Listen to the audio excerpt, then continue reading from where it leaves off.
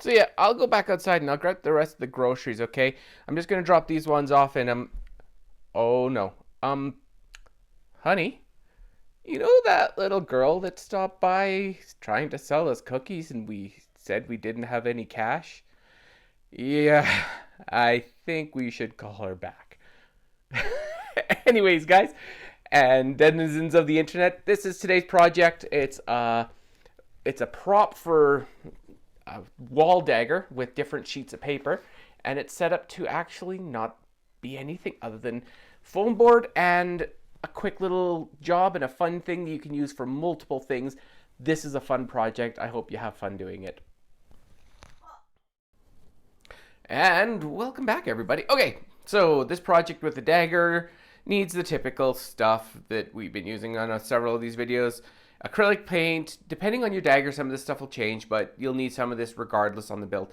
Tin foil to bring out the handle, a sharp knife to cut this foam core. Foam core don't need a big piece, 11 inches long, whatever inches wide, you know. Use up junk because it's going to be 100% covered, so you don't need to be perfect. Aluminum tape, you can get this at pretty much any hardware store. I buy this on sale and I use it all the time. It's fantastic stuff. Leftover props from Halloween or whatever. Scissors, a bamboo skewer. You can get away without this part, but I'm putting it in because it broke on my current one. Glue sticks, obviously, pen, jute, rulers, and yeah, that's it. So we'll take it from there. Well, welcome to 2020, or whenever you happen to see this video. If it's 100 years from now, and I am long since gone, and this is the only remnants of my sweet, sweet voice. So this is the dagger prop I've seen at the beginning of the video, and made out of foam core. This is actually a really quick project, but it's a fun one. As you see here, I've got it. These dimensions can change depending on what you're doing. When I'm done, I will do up a proper version of this for the less artistically inclined, and I'll throw it up on sawin.ca, and once I have that, then you can just download the plan. So we're going to start into it very quickly here. So the first thing we're going to do is we're going to build between a flexible piece of foam core and a flexible cutting board. It's horrible. So let's do this very quickly. So I'm going to find a somewhat straight spot here. So we need it to be 11 inches long total. That's the whole length of the dagger.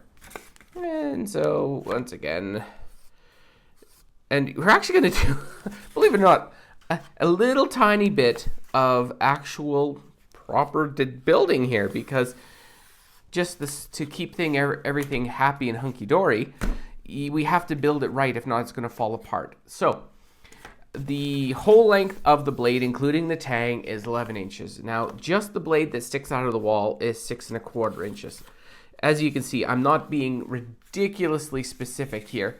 Now, the width of the dagger at the top is, I have it at 3/4 inch, but let's make it an inch just to make life easy. And now what we do is, at the base here, we're going to measure a little bit less than, so we got, the whole width is an inch. So if we come in an 1/8 on each side, then what you do is you come up from the center point here. As you can see, I am being absolutely precise with my perfectly precise marker of marking. You'll probably find this a lot, that I'm not as very, when you're doing stuff like this, unless you are like building something that combines with something else, don't beat yourself up. Just do it. And if anybody says, well, how long did it take you to measure? You can say, oh, it took me forever. It was a hard job. I actually had to break out the slide rule in order to get this thing built properly. I don't need to know. So we're just going to go like this. Up we come. Now, a little bit of build, like actual proper build stuff here. This little guy here is called the tang. This is actually goes inside of the handle, and it's what gives the blade stability. If you build an actual dagger, this is how you would actually build it, because you need that tang in place. So we're going to quickly cut this out. And this is where you need a sharp knife, because foam core... I say have a sharp knife and my knife's all rusted. What kind of blade do we have there? Well, just to be safe, in case I've been cutting roof tiles with this, we'll get a fresh blade. There we go. Oh, yeah, see. And when you have a sharp knife, foam core cuts really nice. Dull knife, it pulls, it's ugly, it's not fun.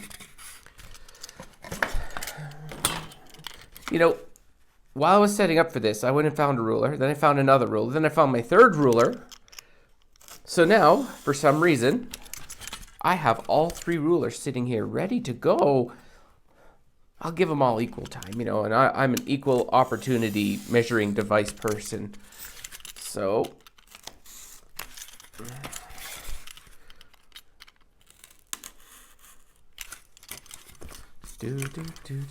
what? Oh, horrible. Note to self, get better cutting board. I'm gonna go grab the other one.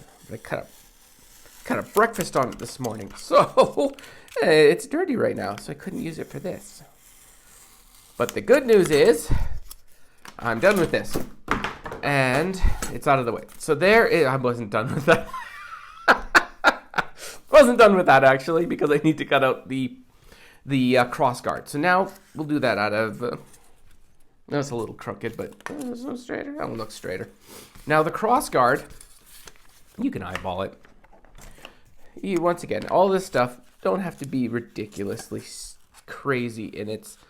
It looks nice. So if I make the whole cross guard 4 inches wide. Now this part here will be painted black. So if you want to, you can use black foam core. It helps, but since I only had white foam core kicking around because I used all of the black foam core up at Christmas to back photos that my wife drew, that I am out of foam core that's in black. So we have an extra step where we got to paint this. That's okay. And you know what? Let's make it the width of the ruler. Oh, strange how that happens. I didn't see that coming. Now, I just gotta be very careful to not go through my cardboard, because the last thing I want is knife marks in my table. And then I'll have to find a reason to why I did it like that and explain it to my wife on why I destroyed the table, all for the sakes of I didn't like the cutting board. We're gonna do this again. I said an inch. Let's go down to 3/4 of an inch. I don't like how wide it looked on the dagger. It just didn't look in perspective. So now we're going to go like this. We're going to kind of eyeball center. If you are very specific, you know what? By all means, measure all this stuff. But you'll probably find that it's, well, at least I find, I measure stuff when it's needed, and I do stuff like this when it's not. Because you can be as overly complicated as you want to be. And sometimes you just never notice difference. It's about craftsmanship. But when I do prop building stuff, I do craftsmanship where it's needed, and I don't stress the small stuff. This isn't like load-bearing structure where everything has to be perfectly built. So we're gonna go like this. We're gonna test that out. It's perfect. So now we got our base dagger. Now when it goes into the wall, you just want to visualize the wall here. And you can do this when you actually get to the final point, because there's one more step which we have to do. There we go. So now that's going to be the angle that the dagger sits in the wall. This is going to come onto here. And now what we're going to do is we're going to put that on. We're going to quickly I like to trim these edges just so it looks a bit more natural. Like so. And just like that. So now we're going to put this, that'll go onto there, and that is the basis of our foam core dagger. Now this is the extra spot that you can do if you're brave. If you're not brave, don't do this. Just be careful with your prop. You can take the skewer and very gently, without, lancing yourself. It's actually pretty hard to do because you've got to nail it just right through the center of that foam core. Now we're going to do it a little bit differently here. What I did with the skewer Well, it broke last time on me on my prototype. So I'm going to go like that. I'm going to break the skewer about here.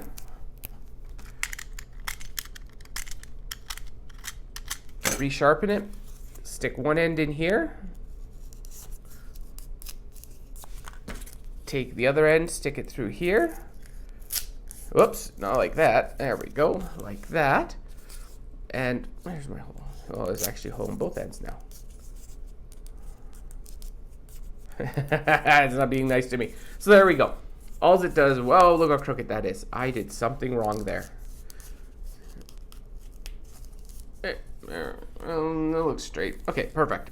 So now when we're done, we'll just go like this. We'll stick it back in again, and it'll be looking pretty darn good.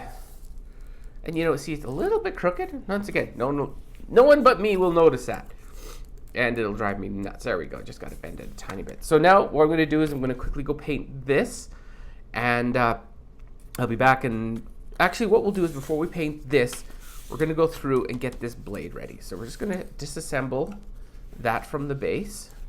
And we're going to grab our aluminum tape. Once again, this stuff is amazing. I'm just going to get some fresh stuff because it's been kicking around in my office and it's got a bit damaged. So we're just going to go like this. We're going to lay it down. This is the most sticky tape I have ever used. It is just great stuff. And you could, if you don't want to do this aluminum tape part, you could just use silver paint. It's up to you. I like how this stuff ends up looking. So we're just going to stick it on the top like this.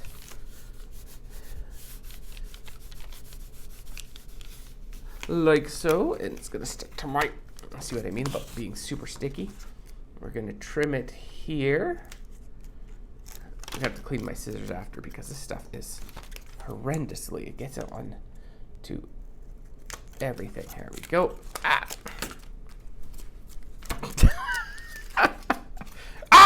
It's sticking everywhere. Okay, so now just fold it over the edge here. But you don't want to come over on the other side because we need a second piece of tape for that other side in order to make this look right. Oh, it's so sticky. Okay. Just push it in and just rub it in very gently. I gotta get rid of that ore. Gotta get rid of that extra there. So now we go here with a knife, cut my finger off, you know, and safety first. Oh, this is horrible stuff to work with sometimes. There we go. We're gonna cut that off and we're gonna come here. We're gonna get it started.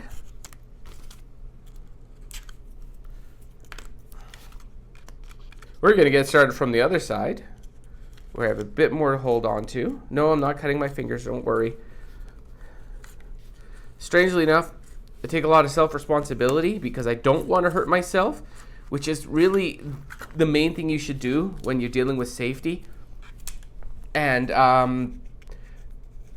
you know, it's one of those ongoing problems we have in modern world where everybody thinks, oh, it's got to be made perfectly safe. And in reality, safety is more about your personal responsibility and being aware and comfortable with your surroundings. I know many people will disagree with me on this. I disagree with my brother-in-law on this all the time, that, you know, that sometimes safety, it's not the responsibility of a company all the time. We've got to a point where workers don't take their own responsibility for themselves, so they could put themselves in dangerous situations. And I'm like, no, always. Micro has got a fantastic many videos on this stuff actually, where safety starts with you and ends with you, because that's your responsibility, is keeping yourself safe. It is a company's responsibility too, but we've got too much, you know, people just think that, oh, it's safe, and will go do something absolutely unsafe because they're technically within their rights of it being safe. And I'm just like, no, you've got one life. You look after it, regardless of what anybody says around you. Oh, man, this tape is... incredible, but oh, so sticky. So in my videos, if you see me doing something unsafe, you can have a really good idea that I know the risks that I'm dealing with. You don't have to worry for my safety. I won't kill myself. Again, I've got 9 lives. I think I got 7.6532 left. So, you know, I'm good. We can calculate. Okay. Let me just push that edge down. See what I did there is by making the tinfoil, or I call it tinfoil, but it's not. It's aluminum wrap, which is actually technically what tinfoil is. It's aluminum wrap. So I just put it, so look at that. Where did that come from?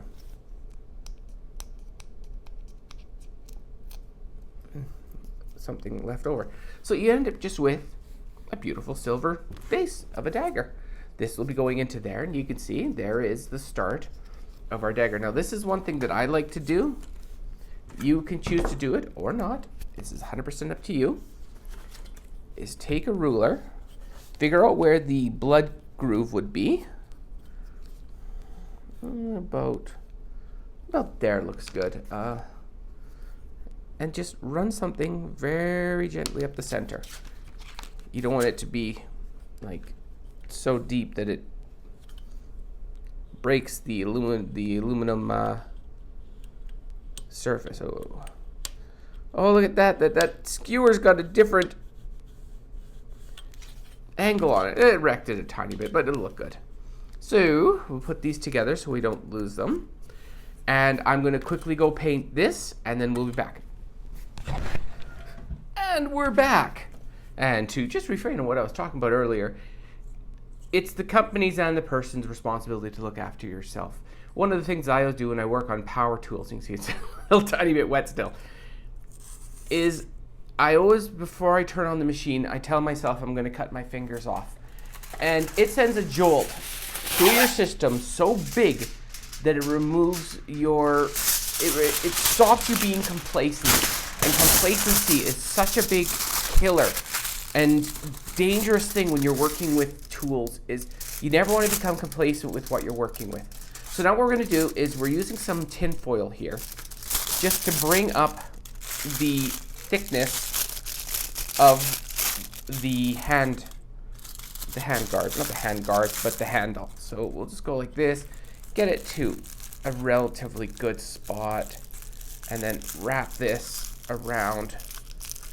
And this is where you, if you want to, you can do some not texturizing, but you can get it into a point where it has some shape and form to it, so it looks a bit more.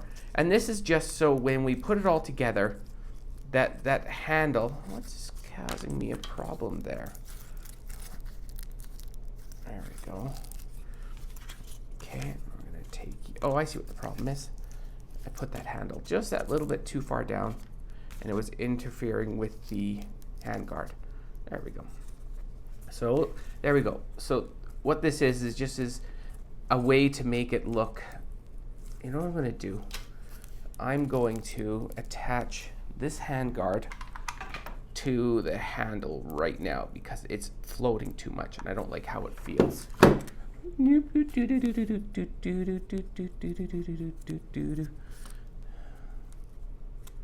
There we go, just up a tiny bit. That needs to be flush, just like this. Okay, well, I got a bit of glue there, but it'll look okay when I finish. Okay, let that cool for a moment. I'm going to grab my, oh, actually, one other thing we have to go over is what I'm going to do with this skull here. So what you do is you just cut well, depending on what decorations you have. There we go. Oh, that's a tough cut. There we go. There we go. And we knock that base out of there. And we insert the skull. Okay. Things are coming together. Including me putting my fingers on the hot glue, which is still setting. So that is literally the base of our dagger. You know, I'm going to tip that up just ever so slightly. I'm going to take a tiny bit of glue, put it into there, just to set that exactly where I want it. So It looks really rough right now, but that's okay because we are in mid-build and things don't look perfect. And even when they're finished, they don't have to be absolutely perfect. So you can get an idea of where this is going now, as you saw from the beginning as well. And you know what? I just realized something. Oh, that's fine. That looks good. The dagger actually goes that way into the wall. So what we're going to do is once this glue sets for a few moments, while I get impatient with it. There we go. Next thing we're going to do is wrap it with the jute, which I can start here because that looks pretty good. I'm just going to lose the jute off the table. I'm going to start it here. This always is the worst part, is getting this stuff started, because it's always the point where you're most likely to burn yourself. Okay.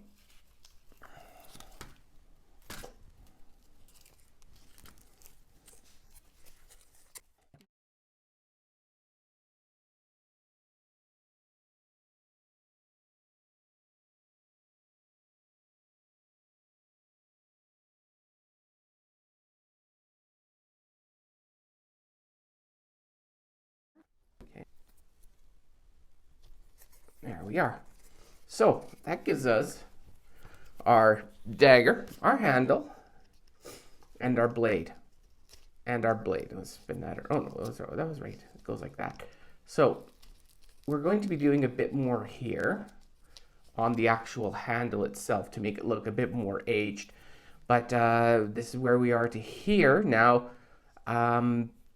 the next part here is relatively quick. We're just going to dry brush it. We're going to age it up a bit so it doesn't look as fresh, I guess you could say. And, you know, I almost like that way with the skull up a bit better. So I think I'm going to rotate the blade to there. And what's nice about this is when you put the piece of paper on, this just allows you to change it out quickly. So we're going to stop here. I'm going to go grab out my brush and I'll be back to do the dry. I'll do the dry brushing on it. And then we'll come back and we'll build the base to attach it to the wall. And then we'll go over how to make the piece of paper for it. Look at that. It's a little bit loose. If it is loose, just go like this and put a little bit of hot glue onto the actual rod, but don't stick it in. Just let it cool. Anyways, I'll be back for the last, after I dry brush this, and we'll go over building the wall mount. Okay, so there we go. The dagger is now all dried and finished, and you can see that this part just removes. You'll see why that comes into play later on. But as you can see, that the dagger is going to sit in the wall like this.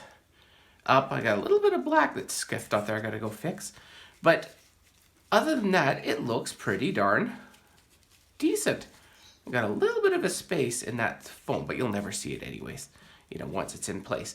So what we're going to do now is we're going to take the handle off and we're going to build the backer plate for it that makes it allow to click to the wall. So just before the video started, what I did is I cut out a bit of a square on the back of just a junk piece, and you want to get a second junk piece and you want to put it just on the top. And the reason for this is what you're going to use to thumbtack this thing to the wall. And it just gives it the extra little bit of support, and you need a screw of some sort. I use a long screw, or you can use a shish kebab skewer, but you might have to let it dry, and I just have a bit here. It's not like we're dealing with high-end stuff, like in terms of torque and all that. So I'm just going to quickly put a bit of hot glue on here, and I'm going to glue this to here. Get that down nice and secure. And now, once that's on, I'm going to spin this over. And now I'm going to start inserting the screw here. And the reason you get rid of that back part there is so the head of the screw can punch into the styrofoam, and it allows it to go flush. So it'll eat into the styrofoam, but the paper there you can't. Like I said, you're not going here and doing the most hardcore thing ever. So now what you're going to do is you're going to start screwing this into the actual blade. So the screw goes up at an angle and into the blade. So you just, simple enough, keep on spinning it. You might see, if you don't have it perfectly lined like I do, I can feel the threads. Oh, there you go. You can just bend this blade back and forth as you put the screw in. And what this does is it gives you a really good connection to your blade. So you can see, so the screw now is flush. It's completely holding that blade in place. And now this becomes the wall mount for the final thing. This is what gives it the effect of being stuck into the wall. So you can spin that dagger however you want, but I'm gonna have it like that. So now that part, it wants tipped over because it's built for the wall. So you can see that once it's all built, oops, I'm not even in the view here, sorry. Once it's in the wall, you can see that that's how it's going to hold in. Anyways, I'm just gonna take this apart for now, and we're gonna work on the piece of paper. So I'm gonna put these up on Samhain.ca. I've got several designs. Some of them were just fun, like you ate the chocolate, and one says, if it's a dog print that says I love you. It is hilarious because given what it was. Anyways, this one is about what we started at the beginning of the video. So I'm going to show you how to quickly go about finishing a piece of paper to make it look a bit more aged. And you see, you just get rid of that. No, I'm just kidding. That really did go flying on me. No, all I'm going to do is just crunch it up. It gives it a bit of an age almost immediately. Oh, there we go. Okay. Now, you can do this part before or after. What you do is you start here, and using a flat pull, you end up delaminating the paper.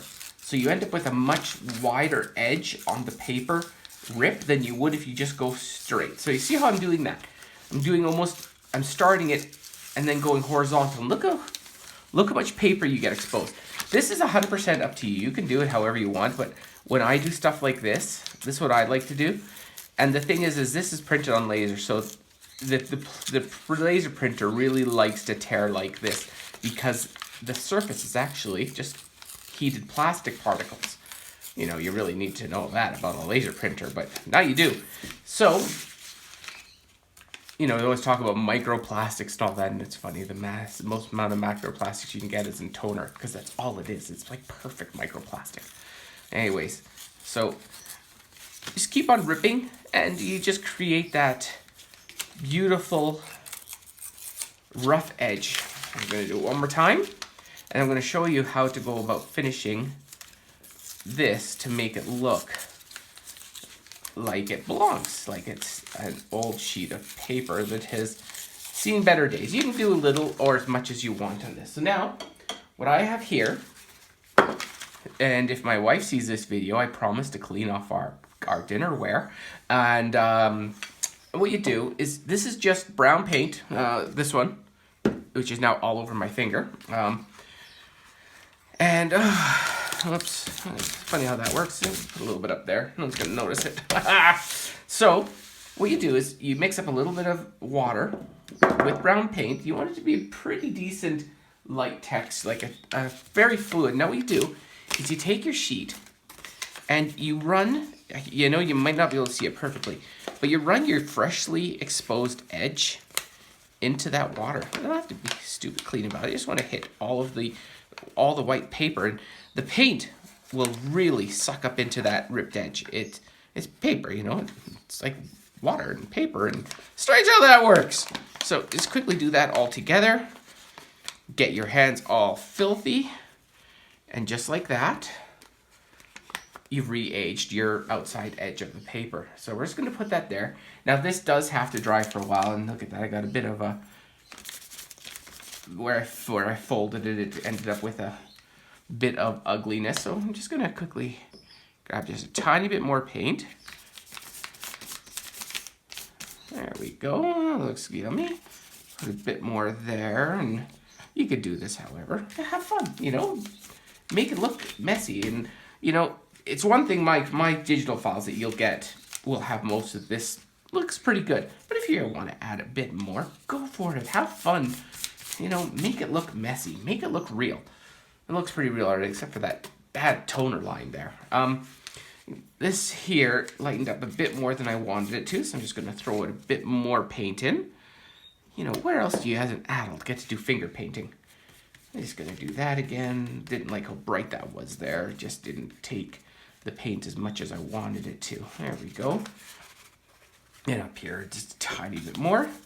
And that's how you can quickly weather a piece of paper to make it look like it's been around for 100 years. Now, the only thing you got to realize is you have to let this dry over time. So now we're going to grab the dagger. We're going to figure out where we want that knife hit to be.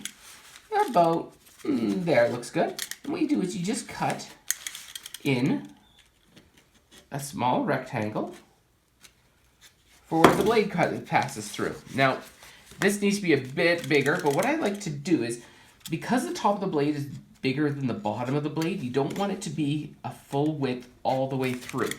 You just want to cut it like that, and see, it won't fit perfectly just yet. I actually had that pretty darn close. So once you have it close, take this and just put a little tiny slit extra on the bottom. And what that does is it gives you the expansion area to get over the first part without making it too wide for the bottom part. And just like that, you'll see it'll come up. And let's see, it didn't like it completely there. It was a little bit too small on my thing. And then look at that. We will adjust. There we go. So it sits like that now. And see, it's almost too big because it opened up at the top. It ripped a tiny bit on the top on me, but that's okay. Then you take your dagger, you put this back on the top, and now, hopefully, this comes up on the video. I'm going to have to stand up here, so excuse me. There we go. That'll sit on the wall just like this, and just like that, you've got your finished dagger and message all complete, and it will give you the effect of it being stuck into the wall using a fun little technique. Anyways, hope you enjoyed the video. Remember, like, share, subscribe, send it to your dog, give it to your cat. He'll probably ignore it. But anyways, I hope you enjoyed these videos. I love making them, and I will see you on the next random deviation of my imagination. Have a good one, all.